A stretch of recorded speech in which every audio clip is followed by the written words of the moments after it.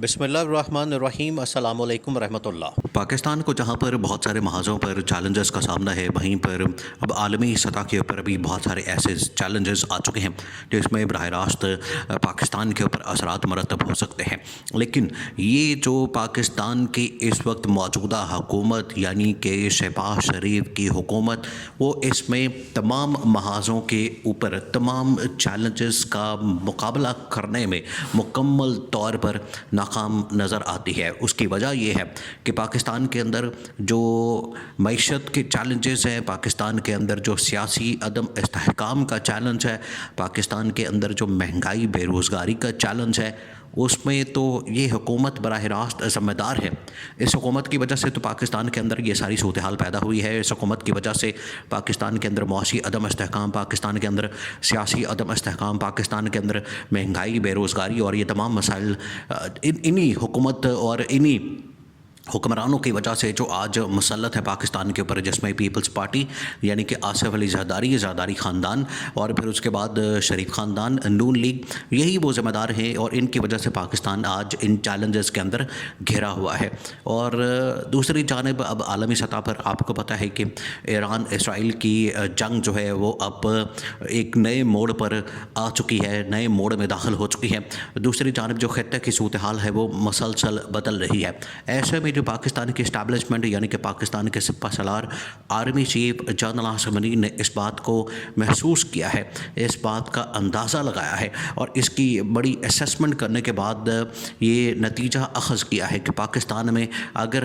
کسی لیڈر کی ضرورت ہے تو وہ صرف اور صرف عمران خان ہے۔ عمران خان کی موجودہ حالات میں پاکستان کے اندر جو بحران ہے اور جو بین الاقوامی بحران ہے، پاکستان کو ان بحرانوں سے صرف اور صرف عمران خان نکال سکتا ہے۔ اب یہ انتہائی اہم معاملہ ہے، اس کو آپ نے سمجھنا۔ دیکھیں،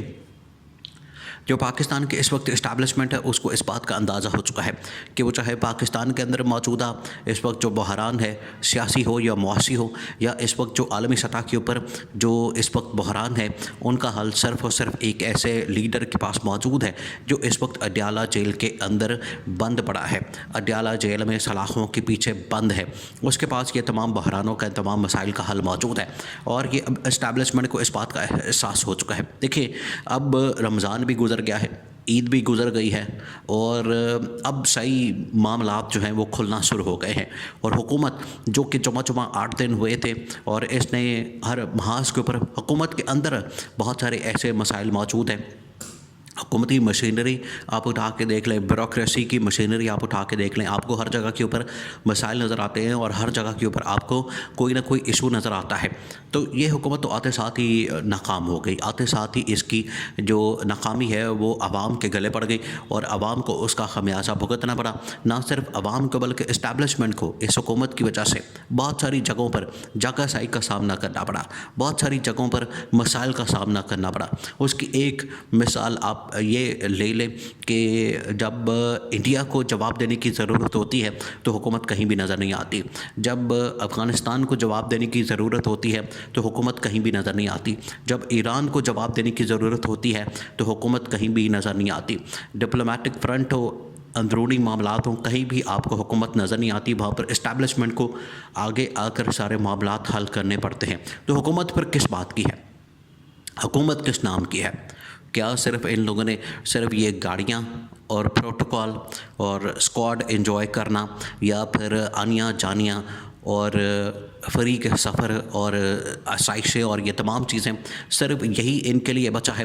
تو عملاً تو پریکٹیکلی تو کام کرتے نظر نہیں آتے، لیکن حکومت میں رہنا جو ہے ان کی بڑی ترجیح ہے۔ اب جس طرح سے پاکستان کا جو ڈیفنس منسٹر ہے خواجہ آصف، اس کو چاہیے تھا کہ جس طریقے سے انڈیا کی جانب سے باتیں کی جاتی ہیں، انڈیا کی جانب سے بیانات دیے جاتے ہیں، انڈیا جو پاکستان کے اوپر حملے کی بات کرتا ہے، تو خواجہ آصف کو چاہیے تھا کہ وہ اس کا منہ توڑ جواب دیتا، لیکن منہ توڑ جواب دینے کے بجائے الٹا خواجہ آصف نے کہا کہ یہ تو بڑھ کے ماری جاتی ہیں۔ بھئی اگر وہ بڑھ کے مار رہا ہے تو آپ بھی اسی طرح سے بڑھ کے مار کے اس کو جواب دیں، لیکن خواجہ آصف نے کوئی جواب نہیں دیا۔ اسٹیبلشمنٹ کو آگے آ کر یہ جواب دینا پڑا۔ اس کے مقابلے میں اگر آپ عمران خان کا پورا بیک گراؤنڈ دیکھیں، عمران خان کا پورا ٹریک ریکارڈ دیکھیں تو آپ کو اندازہ ہوگا کہ عمران خان نے جس انداز سے نہ صرف انڈیا کو بلکہ مودی اور مودی کی پالیسیز کو بے نقاب کیا، اس کو ننگا کیا، اس کو عالمی سطح کے اوپر اس کا جو پردہ ہے وہ چاک کیا، وہ عمران خان کے علاوہ کوئی نہیں کر سکا۔ اسی وجہ سے عمران خان اس وقت نہ صرف اسٹیبلشمنٹ کے ساتھ آن بورڈ تھا، اسٹیبلشمنٹ کے ساتھ اس کے بڑے سے تعلقات تھے، کیونکہ جو بھی مسئلہ اسٹیبلشمنٹ کو درپیش ہوتا تھا اس میں عمران خان براہ راست ان کی ترجمانی کرتا تھا۔ جو بھی فوج کو کوئی مسئلہ درپیش ہوتا تھا عمران خان اس کو آ کے ڈیفینڈ کرتا تھا، عمران خان پاکستانی فوج کے حق میں بات کرتا تھا، جبکہ یہ حکومت اس طرح کا کوئی بھی دفاع کرنے میں ناکام نظر آتی ہے، اس طرح کی کوئی بھی بات کرنے میں ناکام نظر آتی ہے۔ اس وجہ سے جو موجودہ اس وقت فوج اور ان کی جو ملٹری کمانڈ ہے، اس وقت کی جو ملٹری کمانڈ ہے، ان کا اندازہ ہو چکا ہے کہ یہ شہباز شریف کی حکومت ہمیں کچھ بھی نہیں دے سکتی، اور اس کی وجہ سے ناکامی